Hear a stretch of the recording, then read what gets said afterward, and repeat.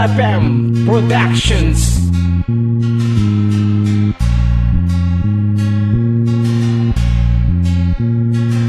Kami isang makata na hindi matatawaran. Ang galing sa pagbitaw na hindi mo malilimutan. Pagkat ako'y kabilang sa grupong Dugon Lucena, na kayang mapagtagisan ng talento, palakasan ng talata. Sa larangang palupitan, pasikatan akin ang isasabay. Ang kanta kong pinag-isipan, nag-krisis ang huwaran. Pinasok isang larangan na hindi mapaparisan. Sa paggawa ng mga obra na aking binibitawan, talaga na pambihira na ako ay masabawan. Dati batang makulit, ngayon ay lumulupit. Sa pagbigkas ng mga tono, talagang umagupit. Hindi pinagkait ang mga dilang matalim. Kapag kami ay kinalaman, katapat ay patalim. Kami ay baguhan, pero parang batikan. Makikilala mo kami pagdating sa banalan. Ito ang unang hakbang mula sa unang kabanata. Musikang pinag-aralan na ngayon'y tinatalata. Sa mikroponong pangarap naming mahawakan, di nawalan kami ng pag-asa hanggang sa ito'y matangan ng kamay na nag-iinit gumawa ng mga obra. Obstacle walang kukontra, amin muna ang bandera. Ibaba mo ang sandata dahil lang nais lang ay maibahagi ang talento na aming tinataglay.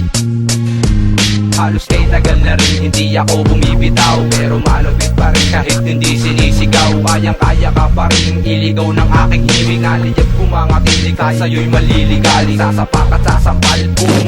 Swerte mo na lang kapag ikaw ay tumagal.